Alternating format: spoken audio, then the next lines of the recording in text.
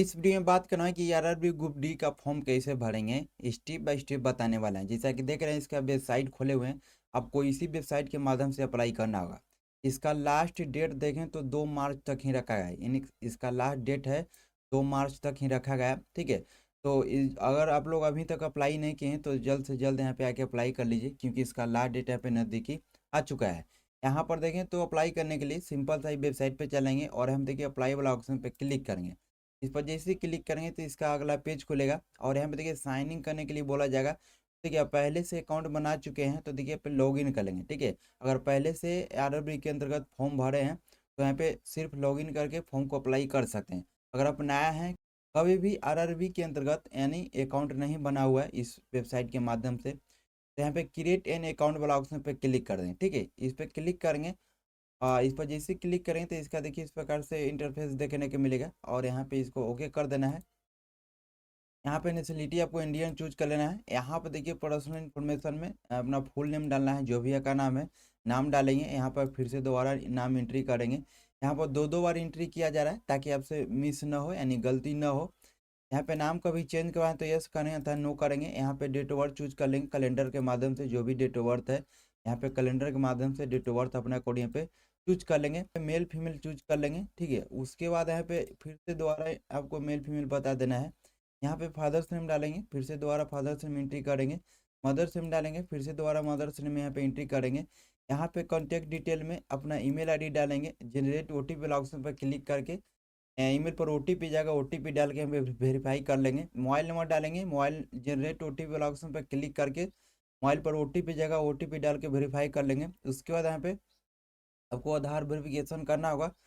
तो यहाँ पे देखिए आप यहाँ पर डिजी लॉकर के माध्यम से भी कर सकते हैं, अन्यथा यहाँ पे वेरिफिकेशन थ्रू आधार कार्ड से भी कर सकते हैं। ठीक है, तो यहाँ पे इस पर क्लिक करके और यहाँ पे जो भी आपके यहाँ पे देंगे तो आधार नंबर मांगा जाएगा, यहाँ पर आधार नंबर डालेंगे। यहाँ पे जनरेट ओटीपी वाला ऑप्शन पर क्लिक करके और आपका आधार से रजिस्टर मोबाइल पर ओटीपी जाएगा, ओटीपी डाल के यहाँ पे वेरीफाई कर लेंगे। यहाँ पे कंफर्म करेंगे और यहाँ पे नीचे आएंगे और एक आपका पासवर्ड बना लेना है। ठीक है, एक पासवर्ड यहाँ पे बना लेंगे, क्रिएट पासवर्ड। तो पासवर्ड आप जो बनाना है कम से कम 8 कैरेक्टर का होना चाहिए। जैसे मान लो आपका नाम है डेमो कुमार, तो कुमार @123 कर देंगे, इस प्रकार से तो बन जाएगा। इसे कंफर्म कर देंगे। उसके बाद यहाँ पे आई एम नॉट रोबोट वाला ऑप्शन पर क्लिक करेंगे और यहाँ पे प्रीव्यू एंड क्रिएट एक अकाउंट वाला ऑप्शन पर क्लिक करके अपना आसानी से अकाउंट बना सकते हैं। अकाउंट बनाने के बाद वही फिर से आ जाना है यहाँ पे पोर्टल पर और आपके यहाँ पे क्या करना है, इस पे आ जाएंगे और यहाँ पे लॉगिन कर लेना है। यहाँ पे अप्लाई वाला ऑप्शन पर क्लिक करेंगे। इस प्रकार से आपका फिर से पेज खुलेगा और यहाँ पे देखिए आप किसके माध्यम से लॉगिन करना चाहते हैं। आप आधार नंबर से यहाँ पे लॉगिन करना चाहते हैं तो लॉगिन विथ आधार वाला ऑप्शन पर क्लिक कर देंगे। जो आपको आधार से रजिस्टर्ड मोबाइल नंबर रहेगा यहाँ पे मोबाइल नंबर डालेंगे। यहाँ पे जनरेट ओटीपी वाला ऑप्शन पर क्लिक करेंगे, आपको रजिस्टर्ड मोबाइल पर ओटीपी जाएगा, ओटीपी डालेंगे। यहाँ पे आई एम नॉट रोबोट वाला ऑप्शन पर टिक कर देंगे। यहाँ पे लॉगिन करेंगे और आसानी से यहाँ पे लॉगिन हो जाएगा। अगर यहाँ से नहीं लॉगिन होता है तो क्या करेंगे, यहाँ पे ये वाला ऑप्शन से आप लॉगिन कर लेंगे। ठीक है, लॉगिन विथ आरआरबी अकाउंट जो बना है यहाँ पे, यानी ईमेल आईडी और पासवर्ड के माध्यम से यहाँ पे लॉगिन कर सकते हैं। यहाँ से अगर ये आधार से लॉगिन होने में प्रॉब्लम हो रहा है तो यहाँ से लॉगिन कर सकते हैं। तो चलिए यहाँ पे लॉगिन कर लेते हैं। इसी यहाँ पे लॉगिन हो जाएगा तो देखिए इस प्रकार से आपका डैशबोर्ड खुलेगा। ठीक है, इस प्रकार से डैशबोर्ड खुलेगा और हमें देखिए अप्लाई करने के लिए यहाँ पर देंगे तो आपको यहाँ पर एडवर्टाइजमेंट नंबर भी देखने को मिलेगा। यहाँ पर देखिए आपको क्लोजिंग डेट भी देखने को मिल जाएगा। ठीक है, और जैसा कि बताएं कि अगर आप लोग अभी तक अप्लाई नहीं किए तो जल्द से जल्द आके यहाँ पे अप्लाई कर लीजिए, क्योंकि इसका लास्ट डेट है इसका अभी 2 मार्च तक ही रहने वाला है। और इसको लेकर जैसे कोई अपडेट आता है डेट बढ़ने को लेकर तो चैनल के माध्यम से आपको अपडेट मिल जाएगा। ठीक है, लेकिन अगर अभी तक अप्लाई नहीं किए तो अप्लाई यहाँ पे कर लीजिए। अब यहाँ पे देखिए सबसे पहले यहाँ पे आरआरबी यहाँ पे चूज कर लेना है, किस आरआरबी बोर्ड के किस आरआरबी के अंतर्गत यहाँ पे अप्लाई करना चाहते हैं। यहाँ पर देखिए सभी आरआरबी का नाम देखने को मिलेगा। ठीक है, पाल हो गया, भुवनेश्वर हो गया, बिलासपुर हो गया। तो अब देख लेंगे कि इस आरआरबी में ज़्यादा वैकेंसी रहने वाला है। और तो यहाँ पर देखिए देखने के लिए यहाँ पे नोटिफिकेशन इसका डाउनलोड करेंगे और यहाँ पे पेज नंबर 59 में आएंगे तो यहाँ पर देखिए यहाँ से आपको बताया गया है। ठीक है, यहाँ से आपको बताया गया है किस आरआरबी में कितना वैकेंसी किस कैटेगरी में यहाँ पे रहने वाला है। यहाँ पर देंगे इस प्रकार से देखने को मिल जाएगा। तो अपना अकाउंट यहाँ पे देख लेंगे, यहाँ पे पीडीएफ को डाउनलोड करके नोटिफिकेशन को तो आता है यहाँ पे आरआरबी चूज कर लेंगे। तो इस प्रकार से आरआरबी चूज कर लेंगे। आरआरबी चूज करने के बाद यहाँ पे ये दोनों को टिक कर देना है। ठीक है, यहाँ पर दोनों को टिक कर देंगे। उसके बाद यहाँ पे नेक्स्ट वाला ऑप्शन पे क्लिक करेंगे। आपका ऊपर में पहले वाला डेटा यहाँ पे शो करेगा, जो भी अकाउंट बनाते समय डिटेल दिए थे यहाँ पे ऊपर में सभी जानकारी शो करेगा। उसके बाद यहाँ पे नीचे चलाएंगे। नीचे आने के बाद यहाँ पे सबसे पहले मैरिटल स्टेटस बताना है, ठीक है। यहाँ पे मैरिटल स्टेटस बता देंगे, मैरिड है अनमैरिड है अपना यहाँ पे चूज कर लेंगे। उसके बाद यहाँ पे रिलीजन बताना है, हिंदू हो गया मुस्लिम हो गया, बहुत सारा आपको यहाँ पे रिलीजन देखने को मिलेगा, तो अपना को यहाँ पे चूज कर लेंगे। उसके बाद यहाँ पे मदर भाषा को चूज कर लेना है, ठीक है, तो अपना को यहाँ पे चूज कर लेंगे। उसके बाद यहाँ पे देखें तो चूज लैंग्वेज ऑफ एग्जामिनेशन, आप किस लैंग्वेज में एग्जाम देना चाहते हैं यहाँ पे चूज कर लेंगे, ठीक है। यहाँ पर बहुत सारा को भाषा देखने को मिलेगा। उसके बाद यहाँ पे permanent visual marks of identification यहाँ पे मांगा गया है, यानी एक का बॉडी का पहचान मांगा गया है, ठीक है। यहाँ पे एक बॉडी का पहचान मांगा गया है, जैसे कि आपका बॉडी में जो भी है पहचान यहाँ पे बता देंगे, जैसे कि तिल का निशान हो गया, कटा का निशान हो गया, जला का निशान हो गया, यहाँ पे एंट्री कर देना है। उसके यहाँ पे फिर से यहाँ पे आपको 2 को मांगा जा रहा है बॉडी का पहचान, यानी यहाँ पे बॉडी का पहचान के बारे में यहाँ पे बता देना है। उसके बाद यहाँ पे नीचे आएंगे और यहाँ पे आपको कम्युनिटी के बारे में यहाँ पे बता देना है। कम्युनिटी में देखें तो आपको कैटेगरी बताना है, किस कैटेगरी के अंतर्गत आते हैं। तो देखिए सभी कैटेगरी के अंतर्गत हम बात करने वाले हैं, ठीक है। अगर मान लिया यहाँ पे यूआर में आते हैं, ठीक है, मान लिया जनरल कैटेगरी में आते हैं तो जनरल यहाँ पे चूज कर लेंगे, ठीक है। इस प्रकार से जनरल चूज करेंगे। अगर मान लीजिए यहाँ पे आप एससी कैटेगरी में आते हैं, ठीक है, शेड्यूल कास्ट में आते हैं, तो यहाँ पे एससी कैटेगरी चूज कर लेंगे। और यहाँ पे क्या करेंगे, आई एम अंडरस्टैंड वाला ऑप्शन पे क्लिक कर देंगे। तो आपका इस प्रकार से कुछ आपको इन्फॉर्मेशन मांगा जाएगा, यानी जाति से संबंधित। अब जैसे यहाँ पे देखिए एससी कैटेगरी से आते हैं, एससी चूज कर लेंगे। तो यहाँ पे देखिए नेम ऑफ द कास्ट, ठीक है, आप किस कास्ट से आते हैं यहाँ पे नाम आपको बताना होगा, ठीक है। आप किस कास्ट से आते हैं यहाँ पे नाम बता देंगे, क्योंकि कास्ट का नाम यहाँ पे पूछा रहा है, तो कास्ट का नाम बता देंगे। यहाँ पे कम्युनिटी सर्टिफिकेट नंबर, ठीक है, आपका जाति का सर्टिफिकेट नंबर यहाँ पे मांगा गया है, ठीक है। अगर आप एससी से आते हैं तो जाति का जो भी सर्टिफिकेट है यहाँ पे सर्टिफिकेट नंबर बता देंगे, यहाँ पे कास्ट सर्टिफिकेट नंबर बता देना है। यहाँ पे कम्युनिटी सर्टिफिकेट इशू अथॉरिटी, आपका जो कास्ट सर्टिफिकेट है किसके द्वारा यहाँ पर इशू किया गया है, ठीक है। यहाँ पर किसके द्वारा यहाँ पे इशू किया गया है, तो अगर आप बिहार के हैं तो यहाँ पर देख लेंगे किसके लेवल में यहाँ पे इशू करवाए हैं, ठीक है। जैसे डिस्ट्रिक्ट मजिस्ट्रेट द्वारा करवाएं तो यहाँ पर डीएम देखने को मिल जाएगा, ठीक है, डिस्ट्रिक्ट मजिस्ट्रेट देखने को मिलेगा। और आप रेवेन्यू ऑफिसर से करवाएं तो देखिए रेवेन्यू यहाँ पे ऑफिसर देखने को मिलेगा, तो यहाँ पर तहसीलदार होता है, तो यहाँ पर रेवेन्यू ऑफिसर ही चूज कर लेंगे। उसके बाद यहाँ पे स्टेट आपको चूज करना है, किस स्टेट से आते हैं, यानी किस स्टेट से इशू किया गया है। यहाँ पे डेट ऑफ बर्थ चूज, अब यहाँ पे देखिए कास्ट सर्टिफिकेट है, कब यहाँ पे इशू किया गया है उसका डेट आपको मेंशन करना है। तो जो भी आपका कास्ट है, कास्ट सर्टिफिकेट, उस पर डेट आपको देखने को मिलेगा।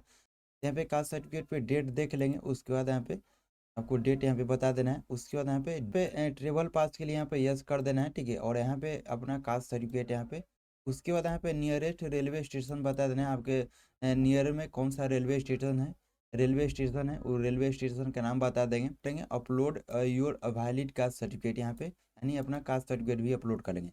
ये प्रोसेस हो गया। जो कैंडिडेट यहाँ पे एससी कैटेगरी से आएंगे, अगर मान लीजिए एसटी से आएंगे तो एसटी यहाँ पे चूज कर लेंगे। कर देंगे आइए मैं अंडरस्टैंडिंग वाला उस पर क्लिक कर देंगे, तो आपका इस प्रकार से फिर से पेज खुलेगा। और उसी प्रकार से यहाँ पे कास्ट उसी प्रकार से यहाँ पे कास्ट के बारे में बताना होगा और कास्ट सर्टिफिकेट नंबर बताना होगा।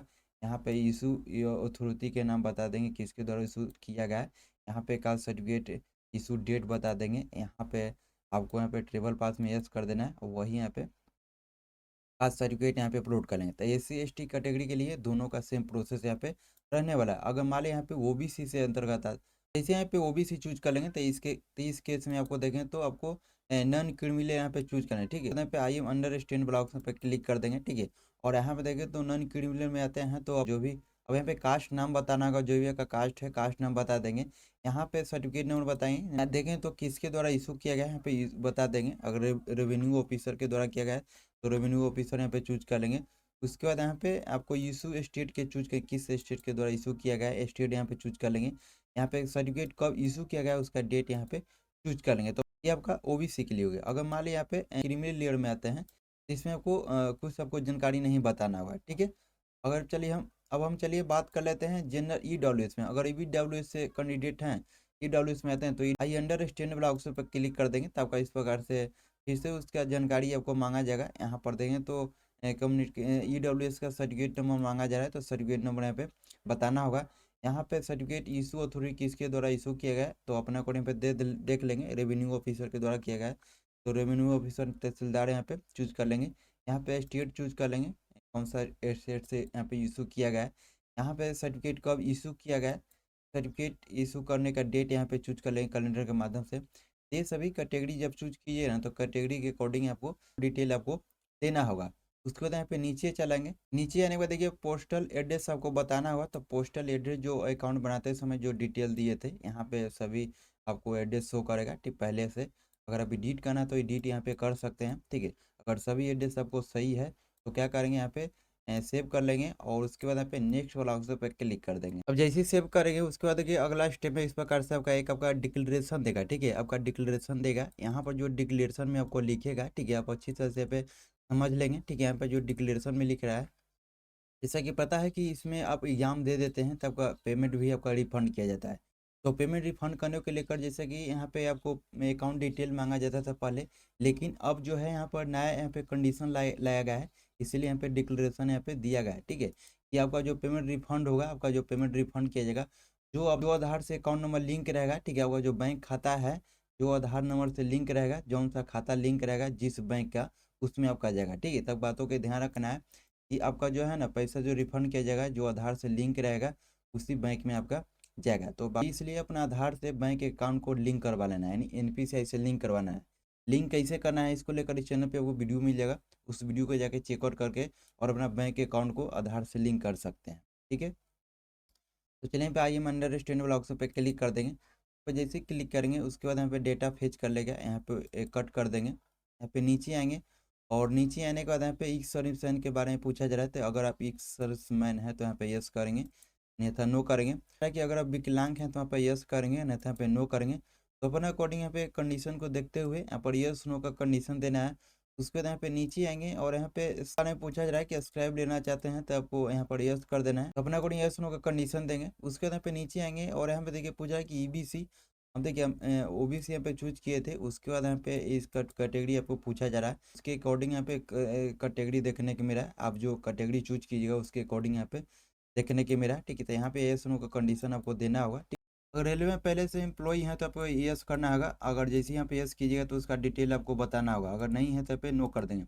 नीचे चलेंगे उसके बाद यहाँ पे पूछ रहा है कि name of the current department ordination, तो अपने को यहाँ पे चूज कर लेंगे, अन्यथा पे नोट अप्लीकेबल कर देंगे। उसके बाद यहाँ पे detail of course complete ACT apprentice, अगर अप्रेंटिस वगैरह यहाँ पे कंप्लीट कर चुके हैं तो यहाँ पे यस करेंगे और उसका डिटेल आपको बताना होगा, अगर नहीं किए तो पे नो कर देंगे। उसका नीचे आएंगे और हमें देखिए बैंक डिटेल फॉर रिफंड फी के लेकर हमें बताएगा। तो जैसा कि बताएं कि अब जो है ना यहाँ पे बैंक विवरण को मांगा नहीं जाएगा, आप सिर्फ आपको आधार नंबर से ही मांगा जाएगा। तो जो आपको आधार से लिंक अकाउंट नंबर रहेगा, यानी खाता नंबर जो आधार से लिंक रहेगा, उसी में आपका पैसा रिफंड किया जाएगा, ठीक है। तो इसलिए यहाँ पर देखें बैंक डिटेल में केवल आपको आधार नंबर मांगा जा रहा है, तो अपना आधार नंबर डालेंगे। अब जैसे यहाँ पे आधार नंबर डालेंगे ना, तो जो आधार से लिंक रहेगा, जो आधार से लिंक रहेगा बैंक, यहाँ पे देखिए बैंक का नाम शो करेगा और लास्ट में अकाउंट नंबर भी आपको 4 डिजिट यहाँ पे शो करेगा, ठीक। उसके बाद यहाँ पे क्या करेंगे, एक बार सेव कर लेंगे क्योंकि डाटा आपका सेव हो जाएगा। उसके बाद फिर से यहाँ पे नेक्स्ट कर लेंगे। उसका देखिए आपको क्वालिफिकेशन यहाँ पे आ जाएगा, ठीक है। जो पहले आप क्वालिफिकेशन देखिए, पहले आप यहाँ पे फॉर्म भरे होंगे ना, तो उसका डिटेल यहाँ पे ऑटोमेटिक यहाँ पे फेच कर लेगा, ठीक है। अगर आप पहला बार फॉर्म भरे हैं तो इसमें भी जानकारी देना होगा। हम पहले से फॉर्म भर चुके हैं, पहले से हम फॉर्म भर चुके हैं, इसलिए यहाँ पे ऊपर में मेरा जो है ना 10th क्लास का डिटेल यहाँ पे ऊपर में आ गया। तो आप पहले से आवेदन कर चुके होंगे आरआरबी के अंतर्गत आवेदन किए होंगे, तो यहाँ पे डेटा ऑटोमेटिक यहाँ पे फेच कर लेगा क्वालिफिकेशन को, ठीक है। और उसी प्रकार अगर इसमें कुछ चेंजिंग वगैरह करना है तो देखिए यहाँ पे पेंसिल वाला ऑप्शन पे क्लिक करके एडिट कर सकते हैं। अगर यहाँ पर डिलीट करना चाहते हैं तो डिलीट भी यहाँ पे कर सकते हैं। और भी यहाँ पे जानकारी देना चाहते हैं क्वालिफिकेशन के बारे में, ठीक है। क्वालिफिकेशन के बारे में जैसे कि यहाँ पे देखें तो आईटीआई हो गया, 10+2 हो गया, बहुत सारा आपको देखने को मिलेगा। तो अपने कड़े पे चूज करके, ठीक है, यहाँ पे चूज करके उसी प्रकार से सभी जानकारी यहाँ पे दे देंगे। देने के बाद यहाँ पे क्या करेंगे, यहाँ पे नेक्स्ट कर देंगे। को फोटो और सिग्नेचर अपलोड करना है, ठीक है। फोटो जो अपलोड करना है यहाँ पे लाइव अपलोड करना है। देखिए यहाँ पे लाइव फोटो अपलोड करने के लिए कैप्चर लाइव इमेज का ऑप्शन देखने को मिला है, नहीं तो capture live image from mobile, आप मोबाइल से भी यहाँ पे कर सकते हैं, ठीक है। यहाँ पे मोबाइल से भी कर सकते हैं। और नहीं तो यहाँ पे अगर आपके सिस्टम में कैमरा वगैरह है, आपका सिस्टम में कैमरा उमरा है, तो यहाँ पे क्या करेंगे, यहाँ पर देखिए सिंपल भी दिया गया है, ठीक है। आपको देखें तो सिंपल दिया है किस प्रकार से फोटो यहाँ पे अपलोड करना है, ठीक है। यहाँ पर देखिए आप क्या करेंगे, जो नीचे वाला जो यहाँ पे ऑप्शन बता रहा है आपको, इस टाइप से आपका फोटो यहाँ पे अपलोड होना चाहिए। लाइव फोटो अपलोड करने के बाद देखिए कैप्चरिंग लाइव वाला ऑप्शन पे क्लिक कर देंगे, ठीक है। देखिए तो मेरा कैमरा यहाँ पे लैपटॉप का ओपन हो चुका है। देखें तो यहाँ पे हम देखिए फोटो को साइड में हम ब्लर कर दिए हैं, ठीक है। हम आपको डेमो के लिए बता रहे हैं जब, लेकिन अब जिस प्रकार से जो फोटो का सिंपल मांगा गया उसी प्रकार से यहाँ पे जैसे यहाँ पे कैमरा के सामने सही से बैठेगा ना, तो ऑटोमेटिक फोटो आपका ऑटोमेटिक फोटो यहाँ पे खींचा जाएगा, ठीक है। ऑटोमेटिक अपलोड यहाँ पे फोटो शो कर देगा। और यहाँ पे क्या करेंगे, पब्लिकेशन सिग्नेचर कि सिग्नेचर कर लेना है, जो कि यहाँ पे 140 पिक्सल मांगा गया है, यानी यहाँ पे 50 KB से लेकर 30 KB तक यहाँ पे मांगा गया है, ठीक है। तो आप जो है यहाँ पे फोटो सिग्नेचर अपलोड कर लेंगे। फोटो सिग्नेचर अपलोड करने के बाद यहाँ पे टिक कर देंगे। टिक करने के बाद एक बार सेव कर लेंगे, ठीक है। और सेव करने के बाद यहाँ पे नेक्स्ट कर लेंगे, ठीक है। नेक्स्ट जैसे ही कीजिएगा तो आपको देना है प्रेफरेंस देना है। प्रेफरेंस देने के बाद यहाँ प्रीव्यू दिखा जाएगा। प्रीव्यू देखने के बाद यहाँ पे प्रीव्यू देखने के बाद पेमेंट करेंगे। पेमेंट करने के बाद फॉर्म को कंप्लीट रूप से फाइनल सबमिट कर लेंगे। तो जैसा कि देखिए इस वीडियो में बात की किस प्रकार से आरआरबी ग्रुप डी का फॉर्म भरेंगे स्टेप बाय स्टेप प्रोसेस में। और इसके रिगार्डिंग जैसे कोई अपडेट आता है डेट बढ़ने को लेकर, तो चैनल के माध्यम से अपडेट मिल जाएगा। तो चलिए इस वीडियो तक ही मिलते हैं फिर किसी नए वीडियो के साथ।